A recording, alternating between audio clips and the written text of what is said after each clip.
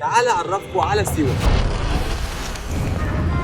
واحة الغروب مدينة فيها كل أنواع السياحة، علاجية وترفيهية وتاريخية، بيعيش فيها الأمازيغ السويين. خلينا أوريكم رحلة لواحدة من أجمل المدن المصرية. اهلا بكم في سيوة. ابتدينا الرحلة من القاهرة، والطريق خد مننا 12 ساعة، وده لأن سيوة موجودة على حدود مصر مع ليبيا، وهي واحدة من أكتر المدن عزلة في العالم. رحلة طويلة ومتعبة، وبعد 12 ساعة في الطريق وصلنا كامب علي خالد.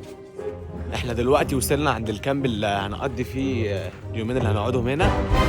بصراحة شكل الكامب جميل جدا. بصوا، وده المكان اللي هنقعد فيه طول فترة إقامتنا في سيوة. من أحلى الأماكن اللي ممكن تقعد فيها في سيوة. مكان بسيط وحلو جدا، كله خضار وطبيعة. ودي الأوضة بقى اللي أنا هبات فيها. وطبعا أول يوم عشان الطريق خد وقت كبير، قضينا باقي اليوم في الكامب. اتسكننا في الغرف، بعد كده نزلنا حمام السباحة، وبعدها قعدنا قدام النار عشان ناكل ونشرب الشاي البدوي. ونهينا اليوم بشوية احتفالات بيعملوها في الكامب كل يوم.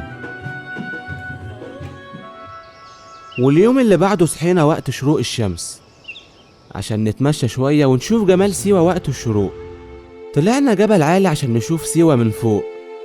ودي فايدة بقى إن أنتوا تصحوا بدري وأنتوا في سيوة أو في أي مكان عامة. يعني دلوقتي الساعة 6:30 الصبح، وبصوا المكان فاضي. والمنظر من فوق الجبل كان خيالي. وبعديها انطلقنا عشان نزور أول مكان في سيوة، وهو جبل الموتى.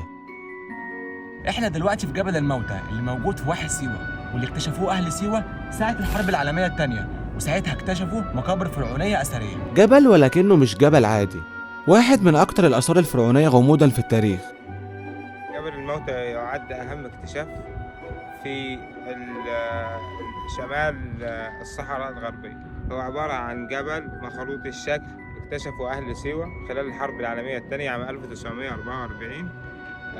لما حاولوا يستخبوا في الحفر اللي كانت باينة فيه من الهجمات ومن القنابل اللي كانت بتقع من حرب العالمين اللي كانت بين ألمانيا وإيطاليا وإنجلترا. وهو عبارة عن جبانة تاريخية بترجع لفترة حكم الأسرة 26، واللي بيميزه إن المقابر اللي فيه منحوتة على شكل خلية النحل، وبقى واحد من أشهر المعالم السياحية في سيوة. وعشان الجبل عالي، المنظر من فوقه بيبقى خيالي. وبعديها انطلقنا على البيت السيوي. احنا دلوقتي وصلنا البيت السيوي، وده متصمم ان هو عشان يورينا الحياة السيوية الأمازيغية زمان كانت عاملة ازاي. احنا دلوقتي في البيت السيوي. البيت ده معمول بنفس الطريقة اللي كانت معمول بيها البيوت في سيوة قديما، بيحاكي البيوت الأمازيغية والبيوت القديمة والأدوات اللي كانوا بيستخدموها. والبيت السيوي بيورينا بيوت وعادات الأمازيغ زمان، من لبسهم لكل تفصيلة في حياتهم. وبعديها رحنا على معبد آمون، أو زي ما بيقولوا عليه معبد التنبؤات، وتسمى كده عشان الناس كانوا بيجوا للكهنة زمان عشان يتنبئوا بمستقبلهم في المعبد. ويقال إن الإسكندر الأكبر زار المعبد ده عشان يتنبأ بمستقبله. والمعبد متصمم بطريقة هندسية فلكية عجيبة جدا. ليه؟ لأن الفتحة دي متصممة إنها الشمس تخش منها يومين بس في السنة، وبتتعمد على تمثال لله آمون.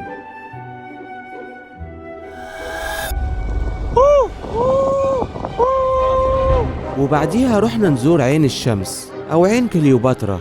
يقال عنها إنها مية مقدسة ومشهورة بأساطير كتير، زي إن الملكة كليوباترا سبحت فيها.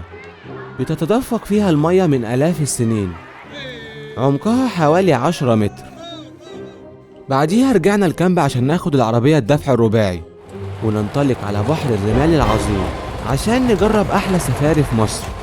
دلوقتي رحت الفندق وغيرت، وطبعا انتوا عارفين انا لابس كده ليه، عشان طالعين سفاري في الصحراء. يلا بينا. وبحر الرمال العظيم من أحسن الأماكن اللي يتعمل فيها سفاري في مصر، لأن الرملة بتاعته ناعمة وبتساعد على لعب العربيات. دلوقتي احنا في وادي الرمال العظيم، وبصراحة هو جامد قوي. وفي اللعب في العربيات، لعب العربيات الدفع الرباعي مفيش أحسن منه تقريبا. تعالوا بقى أوريكم هنعمل إيه. وفضلنا نتعمق في الصحراء لحد ما وصلنا المكان نعمل فيه ساند بوردنج.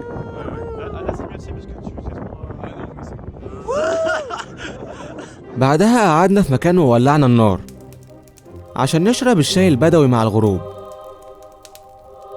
بعديها رحنا ناكل في أغرب وأكتر مكان معزول كلت فيه في حياتي. كامب معمول في وسط الصحراء، ما يقدرش يوصل له غير اللي عارفين الصحراء كويس. احنا دلوقتي منحوش على الكامب اللي احنا كنا قاعدين فيه، جينا كامب تاني في وسط الصحراء كده عشان نتعشى فيه. بصوا عامل ازاي، مكان عجيب جدا.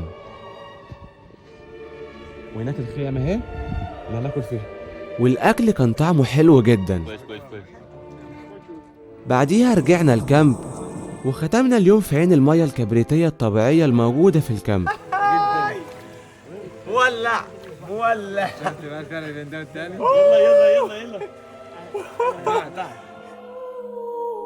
واليوم اللي بعده أول مكان هنزوره هو جبل الدكرور، جبل كل أهل سيوة بيتجمعوا عليه في شهر أكتوبر. احنا دلوقتي في الجبل المقدس بالنسبة لأهل سيوة، وهو اسمه جبل الدكرور. حكايته بدأت زمان في سيوة لما كان في صراعات بين سكان الغرب والشرق، والغريب إن كان ليهم نظام في الخصومة والحرب، كانت حروبهم بتقوم بالاتفاق ما بينهم. وبعد صراعات ومصالحات كتير عملوا عيد وسموه عيد السياحة، وبقى يتجمعوا هنا كل أهل سيوة في الليالي القمرية في شهر أكتوبر. بعديها انطلقنا عشان نزور كنز الشفا في سيوة، وهي البحيرات المالحة. ودلوقتي احنا في أشهر معلم في سيوة وهو بحيرات الملح، مكان بقاله ملايين السنين ومن أشهر الأماكن في سيوة. مش محتاج أي مجهود عشان تعوم هنا بسبب كثافة الملح العالية جدا، ودي واحدة من أنواع السياحة العلاجية، لأن مية البحيرات المالحة مفيدة جدا للجلد والدورة الدموية. دلوقتي انا لسه خارجين من بحيرة الملح، وزي ما انتم شفتوا من كتر الوضع ماشي عامل ازاي، بس بصراحة تجربة جامدة قوي. دلوقتي احنا رجعنا الكامب تاني بقى عشان ننضف نفسنا من كل ده، وهننزل المايه السخنة دي.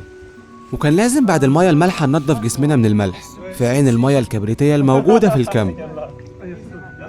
وبعديها رحنا نزور قلعة شالي أو شالي سيوة بالأمازيغ، يعني مدينة سيوة. المكان ده وراه قصة مدهشة، بدايتها لما كان سيوة اسمها واحد أغرمي، وكان عايش فيها الأمازيغ السويين، ولكن القبائل المجاورة كانوا بيعتدوا عليهم وبيقتلوهم لحد ما اتبقى منهم 40 أسرة. فقالوا نطلع مكان عالي ونعمل مدينة لينا، لحد ما وصلوا من 40 أسرة ل 11 قبيلة. ولكن جت موجة مطر رهيبة جدا دمرت مدينة شالي، فسابوا قلعة شالي ونزلوا يعيشوا تاني في المدينة، وكل المدينة اتدمرت إلا بيت الله، واللي لسه بيقام فيه الصلاة لحد دلوقتي، واسمه المسجد العتيق، عمره أكتر من 1000 سنة. وجنب القلعة فيه سوق ممكن تشتري منه تذكارات وهدايا بيصنعوها السويين. ومن أسامي مدينة سيوة واحة الغروب، وده لأن فيها هتشوف أحلى منظر لغروب الشمس ممكن تشوفه في مصر. وأكتر مكان مشهور بغروب الشمس هو جزيرة فتناس، وده بسبب نقاء المياه بشكل كبير في المنطقة دي، وده بيخلي المياه شكلها محمر وقت الغروب.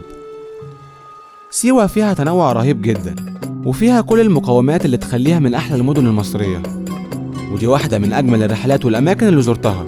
دي كانت نهاية الفيديو، سلام.